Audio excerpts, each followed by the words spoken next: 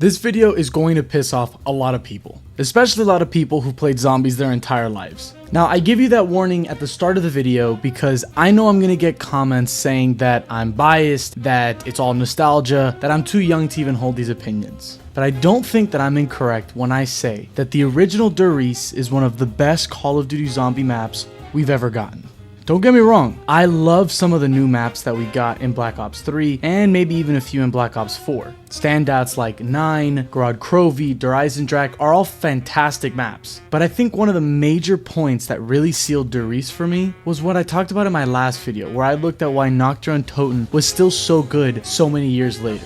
In this video, I want to talk about what I've coined as the Riese Effect. And I want to compare Riese to its new and remodeled The Giant version in Black Ops 3. I think by the end of this video, you may not agree with me, but you will at least see where I'm coming from when I say that Riese is the best version of that map that exists today.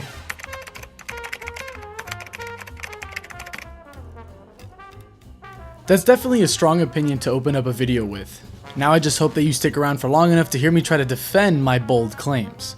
And to begin, I don't want to jump into the original version of Riese that we got all the way back in 2009. I think the better starting place is right here in The Giant in Black Ops 3.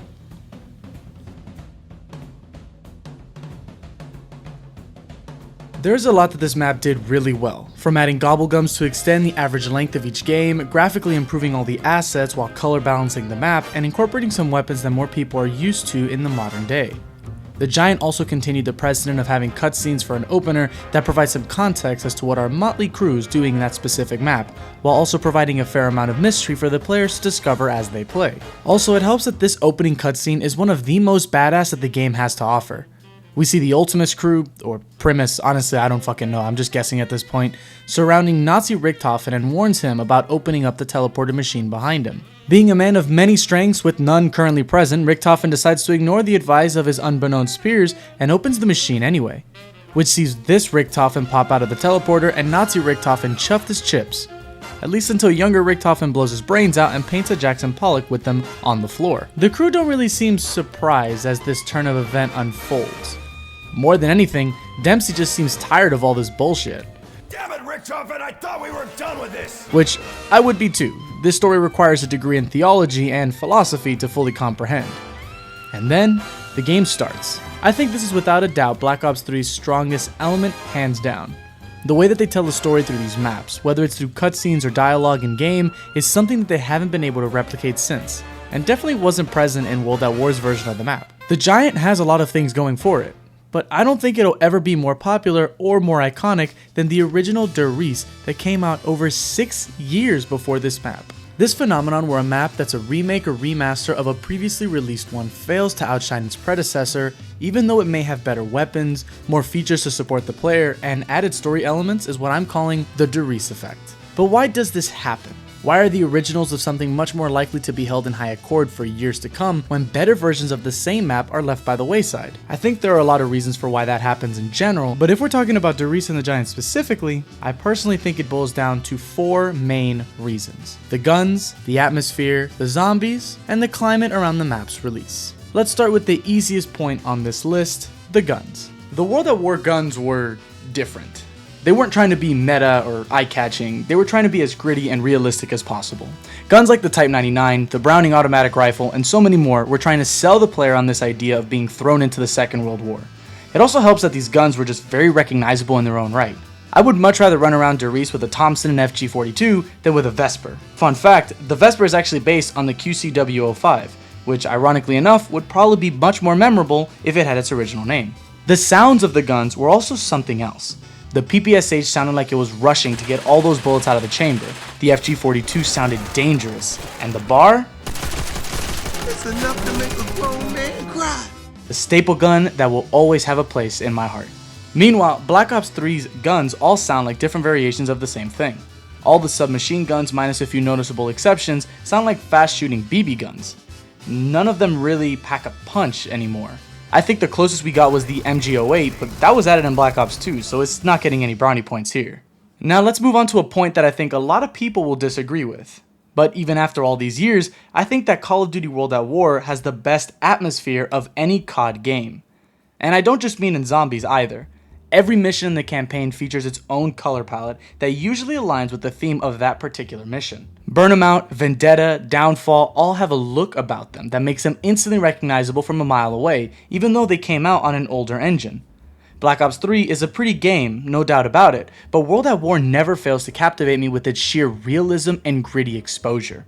Treyarch pulled no punches when designing this game and used plenty of sneaky tricks to make the game look better than it actually was. From dense grass that helped cover up shoddy ground textures, or dark, packed bunkers that never gave you the opportunity to look around and analyze the graphics of the wall due to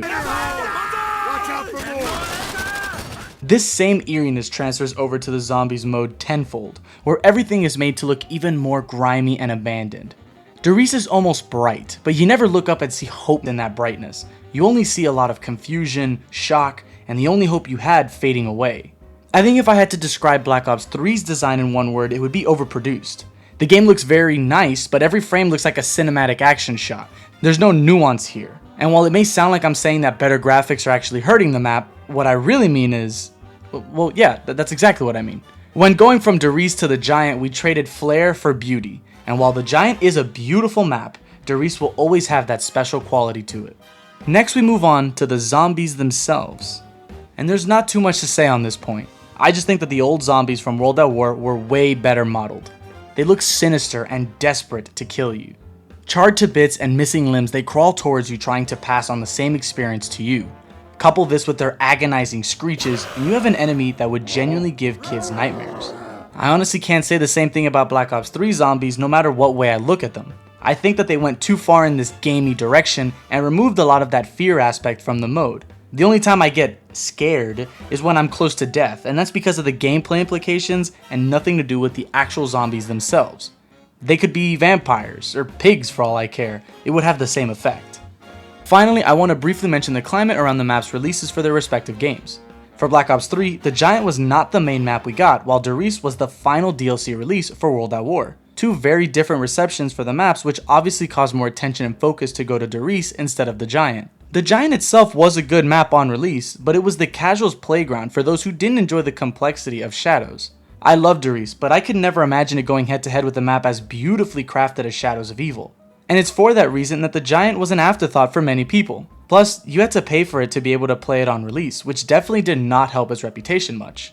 That's not me saying that Riese was free, but Riese had no competition because it was released alone. Shadows is a much better map than The Giant, and if you told me in 2015 that The Giant would be the one out of these two maps that you had to pay for on release, I would have laughed at you. Overall, I think it's fascinating why remakes of maps or games end up being less popular than their predecessor, but please don't take this as me hating The Giant because I really don't.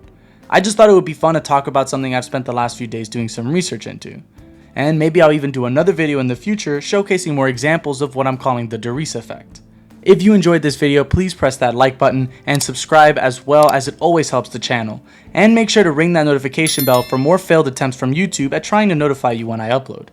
But with all that being said, I've been Will, and I'll see you all next time.